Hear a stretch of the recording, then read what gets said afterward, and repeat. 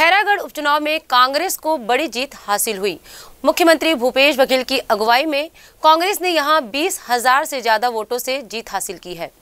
कांग्रेस की ओर से यहां यशोदा वर्मा चुनाव लड़ रही थी, वहीं भाजपा की ओर से कोमल जंघेल चुनाव मैदान पर थे। पहले राउंड से ही कांग्रेस प्रत्याशी ने बढ़त बना ली थी, जो लगातार सभी राउंड में बरकरार रही। इस चुनाव नतीजे के क्या मायने हैं, प्रदेश की राजनीति में इसका क्या असर होगा, इस पर हम आज की जनधारा के प्रमुख संपादक और वीआईपी न्यूज के स्टेट हेड सुभाष मिश्रा से चर्चा करते हैं। सर, खैरागढ़ उपचुनाव में कांग्रेस की बड़ी जीत का प्रमुख कारण आप क्या मानते हैं? देखिए, कांग्रेस की जीत का प्रमुख कारण सबसे जो होता है, जहाँ पर भी जब कोई सत्तारूढ़ दल होता है तो जनता ये बात जानती है कि अगर हम इसको वोट देंगे तो विकास के कार्य तेज़ी से होंगे। और सबसे बड़ी बात ये थी कि भूपेश बघेल ने जब खैरागढ़, छुई खदान इनको एक साथ मिलके ज़िला बनाने की बात की तो ये बहुत दिनों से मांग थी कि खैरागढ़ का अपना एक अस्तित्व है। खैरागढ़ अगर हम देखें तो छत्तीसगढ़ के पूरे परिदृश्य में वहाँ पे इंदिरा कला संगीत विश्वविद्यालय है, जो एशिया का एकमात्र विश्वविद्यालय था। खैरागढ़ हमेशा से सत्ता के बहुत नज़दीक रहा और जो देवव्रत सिंह जो वहाँ से विधायक थे, जो नहीं रहे और जिनकी वजह से उपचुनाव हुआ, उनका भी झुकाव कांग्रेस की ओर था। कांग्रेस से जोगी कांग्रेस में गए थे, पर बाद में उनका झुकाव कांग्रेस की ओर था। तो लगातार जो है कांग्रेस वहाँ पर कहीं ना कहीं अपनी उपस्थिति दर्ज करा रही थी। दूसरी बात ये थी कि जो भूपेश बघेल हैं, उनका जो चुनाव मैनेजमेंट है और जिस तरह से वो एक बूथ पर फोकस करते हैं और जिस तरह अपने कार्यकर्ताओं पे भरोसा करते हैं और उनको पता होता है कि वो किस तरह से चुनाव में वो जाएंगे, तो भूपेश है तो भरोसा है, ये जो एक वाक्य छत्तीसगढ़ में चल पड़ा है, तो उन्होंने इस भूपेश है भरोसा है इसमें 90 में से अगर वो 70 सीटें लेकर जब 15 साल की बीजेपी को परास्त करते हैं तो कहीं ना कहीं उनका विश्वास जो है ये रहता है कि चाहे कोई भी उपचुनाव, और लगातार ये चौथा उपचुनाव है जो भूपेश बघेल के नेतृत्व में जीता गया है। सर, इन नतीजों का प्रदेश की सियासत पर क्या असर पड़ सकता है? देखिए, दरअसल इसका सियासत पे इस तरह असर पड़ेगा कि इसको लोग एक सेमीफाइनल की तरह देख रहे थे। लोगों को लग रहा है कि अब चूंकि अगले 2 साल में छत्तीसगढ़ में चुनाव होंगे, तो जब चुनाव होंगे यहाँ, तो लोगों को लगता है कि जब उपचुनाव में यदि मान लो कांग्रेस हार जाती तो ये कहते हैं कि पूरे भाजपा इस बात पे टूट पड़ती। अच्छा, इस पे भाजपा ने कोई कोर कसर रखी हो इस उपचुनाव में, ऐसा नहीं है। भाजपा के सारे बड़े नेता, चाहे मध्य प्रदेश के मुख्यमंत्री शिवराज सिंह हो, उनके आने का असर ये है कि जो खैरागढ़ है उससे लगा हुआ मध्य प्रदेश है एकदम, उसके बाद जो है मध्य प्रदेश का बालाघाट जिला शुरू होता है, तो वो आते हैं यहाँ पर। प्रहलाद सिंह पटेल आते हैं जो सिवनी दमोह को रिप्रेजेंट करते हैं। फग्गन सिंह कुलस्ते आते हैं जो मंडला को रिप्रेजेंट करते हैं। तो अगर हम देखें कि सराउंडिंग के सारे मध्य प्रदेश के जो बड़े नेता हैं वो आते हैं। कांग्रेस उस तरह से अपने नेताओं को नहीं बुलाती, शीर्ष नेताओं को, उनको केवल वो भूपेश बघेल जो है मुख्य उनके चुनाव प्रचारक होते हैं। तो इसका ये परिणाम होगा आने वाले समय में कि जो कांग्रेसी कार्यकर्ता हैं उनको और उत्साह उनमें जागेगा कि हम लगातार कोई भी उपचुनाव हो, चाहे नगर निगम के चुनाव हो, चाहे पंचायत के चुनाव हो, जितने चुनाव भूपेश बघेल के नेतृत्व में लड़े गए हैं सब में उनको जीत मिली है। एक और मायने इसमें, ये रमन सिंह का गढ़ था। वो रमन सिंह जो 15 साल तक मुख्यमंत्री रहे, वो कवर्धा के रहने वाले हैं।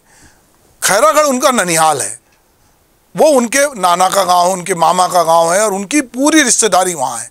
और वो ये समझ लीजिए कि एक प्रकार से रमन सिंह के गढ़ में जाकर ये जीत हासिल हुई। इसके दूसरे मायने भी हैं कि अभी हमने देखा कि पिछले कुछ दिनों पहले कवर्धा में एक सांप्रदायिक दंगा फैलाने की बहुत कोशिश हुई और एक सांप्रदायिक वैमनस्यता कायम करने की भी बहुत प्रयास हुआ और बड़े पैमाने पर वहाँ पर धरपकड़ हुई, कर्फ्यू तक लगाना पड़ा।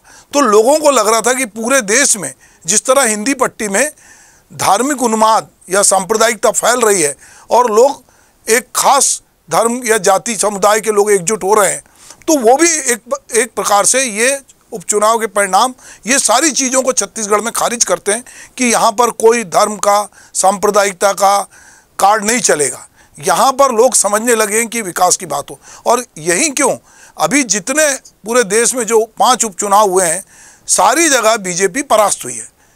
अगर हम पश्चिम बंगाल की बात करें तो शत्रुघ्न सिन्हा जैसे भाजपा से बाहर आए या बाबुल सुप्रियो जैसे नेता जो भाजपा को छोड़ के आए वो भी जीत रहे हैं।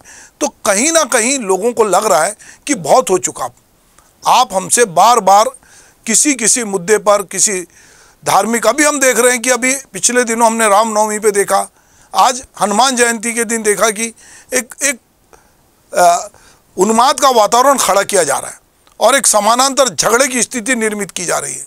और दिल्ली में ये देखा कि दिल्ली भाजपा जो है उन लोगों को सम्मानित कर रही है जो अरविंद केजरीवाल के घर में हमला करने जा रहे हैं। तो कहीं ना कहीं लोगों को लग रहा है कि भाई हमारे रोज़मर्रा के जीवन में ये सारी चीज़ें उतनी महत्वपूर्ण नहीं है जितना महत्वपूर्ण हमारा विकास है।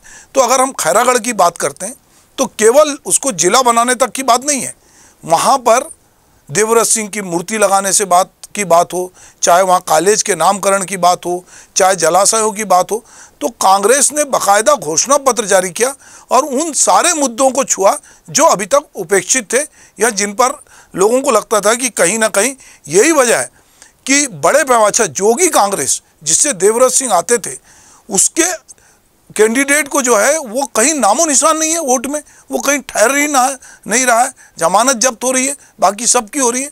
और जो यशोदा वर्मा है उनको करीब 52% वोट मिल रहे हैं और भाजपा के जो प्रत्याशी है उसको 40% वोट मिल रहे हैं। तो वोट का परसेंटेज का भी अंतर बड़ा है। तो कहीं ना कहीं ये सारी जो चीज़ें हैं वो भूपेश बघेल के नेतृत्व को इसका श्रेय जाता है। उन्होंने पूरे 2 साल में, अगर हम पिछले 2 साल को देखते हैं तो कोरोना काल में जब बहुत सारे अच्छे संपन्न प्रदेश लोगों को रोजगार नहीं दे पा रहे थे, लोगों को रोक नहीं पा रहे थे, भूपेश बघेल ने, चाहे वो सरकार, केंद्र सरकार की मनरेगा योजना क्यों ना हो, उसके जरिए हो या बहुत सारी योजनाओं के जरिए, या किसानों का समर्थन मूल्य पे धान खरीदी की बात हो, चाहे गोबर खरीदी की बात हो, चाहे लोगों को जो खेती और मजदूर हैं उनको पैसे देने की बात हो, तमाम जगहों पे भूपेश बघेल ने जिस तरह का एक विश्वास आम जनता में पैदा किया है, तो वो कहीं ना कहीं इस पे ये एक सेमीफाइनल था जिस पे वो फिर खरे उतरे। और पूरे कांग्रेस में इसके बाद भूपेश बघेल इस चुनाव के बाद, जैसा उन्होंने कहा कि पूरे छत्तीसगढ़ का दौरा करेंगे और हर जगह देखेंगे कि किस तरह से हम आगे अपने किले को मजबूत कर सकते हैं। तो भाजपा के लिए एक बड़ी चुनौती है कि उसकी सीटें जो कि कभी यहाँ जिसने 15 साल राज किया वो 15-14 सीटों में सिमट गई थी और धीरे धीरे उसकी सीटें पता नहीं आने वाले समय में क्या होगी। तो ये एक बड़ा है कि मुझे तो लगता है कि ये उपचुनाव भूपेश बघेल के हौसले को बढ़ाने वाला और कांग्रेस के जो कार्यकर्ता उनके हौसलों को बढ़ाने वाला है। जैसे कि माना जा रहा है भूपेश बघेल ने खैरागढ़ जिला बनाने की घोषणा करके इस जीत को पक्का कर दिया था, तो क्या जिले बन जाने से किसी जगह का विकास होता है? देखिए, दरअसल बात यह है कि जो जिले की घोषणा थी उसको गेम चेंजर माना जा रहा है और डॉक्टर रमन सिंह ने भी ये कहा है कि इनकी नैया जो है इस जिले की घोषणा से हुई। दरअसल हम अगर पूरे जिले के इतिहास में जाएं तो जब छत्तीसगढ़ नहीं था, जब मध्य प्रदेश था तो 6 जिले थे, फिर उसके बाद जिले बढ़ते गए, फिर 16 जिले हुए, फिर 24 जिले हुए, आज 32 जिले हैं और ये कहा जा रहा है कि छत्तीसगढ़ के 36 जिले होंगे। दरअसल वहाँ के जो लोग, जो मुखर समाज होता है, जो पढ़ा लिखा समाज होता है, जिसमें वकील होते हैं, पत्रकार होते हैं, शिक्षक होते हैं, जो वहाँ के संपन्न लोग होते हैं, उनको लगता है कि अगर, खास करके व्यापारी वर्ग को, कि जिला बनेगा तो उससे बहुत सारे निर्माण होंगे। तो सबसे पहले तो लोगों को निर्माण दिखता है। दूसरा लगता है कि हमको अपने आवेदन लेके, अभी तक लोगों को राजनांदगांव जाना पड़ता था, छुई खदान के लोग राजनांदगांव जा रहे हैं, तो कहीं छुरिया के लोग राजनांदगांव जा रहे हैं, आसपास के जितने लोग थे। तो राजनांदगांव जिला इस तरह विभक्त हुआ और राजनांदगांव जिला विभक्त होकर अब ये तीसरे जिले के रूप में जो है ये राजनांदगांव बनने जा रहा है। कवर्धा उससे अलग हुआ था, अब खैरागढ़ अलग होगा और इन्होंने कहा था कि हम बनते ही 24 घंटे में जिला बनाएंगे। तो जिला बनाने की, इसके पहले भी मुख्यमंत्री ने 3 जिले बनाए और उनकी कार्रवाई चल रही है। तो अब जैसे ही खैरागढ़ जिला बनेगा तो निश्चित रूप से वो प्रशासनिक इकाई जो है वो छोटी होगी। तो लोगों को कलेक्टर से, एसपी से और बाकी डिस्ट्रिक्ट से जितने काम होंगे तो वहाँ लोगों के काम होंगे। तो कहीं ना कहीं जब राज्य बना तो राज्य के साथ भी ये अवधारणा थी कि ये अवधारणा काम करती रही कि छोटे राज्यों में विकास तेज़ी से होता। और ये भी लोगों ने देखा कि जब मध्य प्रदेश से अलग होकर छत्तीसगढ़ बना, उत्तर प्रदेश से अलग होकर उत्तराखंड बना, आंध्रा से अलग होकर जो है जब तेलंगाना बना, तो जो राज्य बने चाहे हम झारखंड की बात करें, बिहार से, तो ये चारों राज्यों को यदि हम देखते हैं तो छत्तीसगढ़ ने बहुत तेज़ी से पिछले 20 सालों में जो तरक्की की है वो किसी से छिपी नहीं है। तो लोगों को लगता है कि छोटी प्रशासनिक इकाई होगी तो उससे निश्चित रूप से विकास कार्य होंगे, पैसा आएगा, जिले के नाम से फंड आएगा और जिले में बहुत सारे काम होंगे, जिले में प्रशासनिक इकाई आएगी तो मॉनिटरिंग होगी, बहुत सारी योजनाओं का लाभ मिलेगा और एक जिले में बहुत सारी चीज़ें होंगी। तो कहीं ना कहीं लोगों की ये भावना है, जन भावना है, जिसको भूपेश बघेल ने पकड़ लिया और वो समझ गए कि जिले के लोग क्या चाहते हैं। और उन्होंने समय रहते, जो रमन सिंह कह रहे हैं कि जिले ने उनकी नैया पार कराई, तो रमन सिंह ने भी अपने कार्यकाल में जो है नए जिलों की घोषणा की थी और जिले बनाए थे। पर केवल जिले की घोषणा मात्र से नैया पार नहीं होती।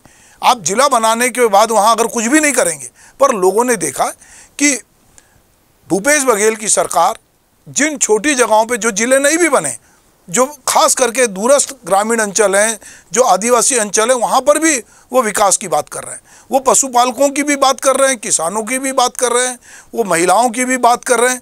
तो वो समाज के उस वर्ग की बात कर रहे हैं जो अभी तक कहीं ना कहीं उपेक्षित था। और दूसरी, वो छत्तीसगढ़ अस्मिता की बात करते हैं, छत्तीसगढ़ के स्वाभिमान की बात करते हैं। तो ये जो बड़ी बात है, एक छत्तीसगढ़ियापन की बात करते हैं। तो ये बहुत सारी चीज़ें हैं जो जाकर एक साथ मिलती हैं। ये बात तय है कि छोटे ज़िले बनने से, छोटे स्टेट बनने से डेवलपमेंट तेज़ी से होता है, मॉनिटरिंग बहुत अच्छी होती है और निश्चित रूप से ये कार्ड जो है उनका काम कर गया है। पर केवल यही नहीं है, इसके साथ उन्होंने बहुत सारी चीज़ें की और बार बार जो मैं कह रहा हूँ कि जो कांग्रेस के लोग कहते हैं कि भूपेश है तो भरोसा है, ये भरोसा कोई एक दिन का नहीं होता, कोई एक उपचुनाव का नहीं होता। ये भरोसा आदमी अपने काम से, अपने व्यवहार से, अपनी नीति से, निर्णय से बनाता है। और भूपेश बघेल की सरकार ने बनते ही 24 घंटे के भीतर जिस तरह से किसानों की कर्ज माफ़ी की, वो निश्चित रूप से इस बात को इंगित करती है। या राजीव न्याय योजना हो, उसके जरिए उनको बोनस देने की बात हो, तो ये लगातार जो जिस तरह के वो काम कर रहे हैं, वो काम ही उनका भरोसा है। और किसी भी राजनीतिक दल या किसी भी नेता को लोग इस तरह से देखते हैं कि बहुत दिनों तक आप धर्म की बैसाखी पे, जाति की बैसाखी पे, संप्रदाय की बैसाखी पे नहीं चल सकते। अंततः लोगों की ज़रूरत क्या है, लोग क्या चाहते हैं? लोग रोजगार चाहते हैं, लोग शांति सद्भाव चाहते हैं, लोग चाहते हैं कि हमारी आर्थिक जीवोपार्जन अच्छे से हो, शिक्षा बेहतर हो, स्वास्थ्य बेहतर हो। तो कोई भी सरकार हो जो इस पे ध्यान देगी तो निश्चित रूप से वो आगे जाएगी। और यही हम देख रहे हैं कि लगातार लोगों में ये भी बात आ रही है कि एक तरफ धर्म संप्रदाय भी है तो दूसरी तरफ इस तरह का भी मॉडल है जिसको हम छत्तीसगढ़ मॉडल कहते हैं। तो ये निश्चित रूप से एक प्रकार से छत्तीसगढ़ मॉडल की जीत है। और ये निश्चित रूप से छत्तीसगढ़ जिस तरह से एक राज्य के रूप में तेज़ी से आगे जा रहा है, पूरे देश में एक अपनी पहचान बना रहा है, तो एक ज़िला भी जब बनेगा तो उसकी भी अपनी एक पहचान बनेगी।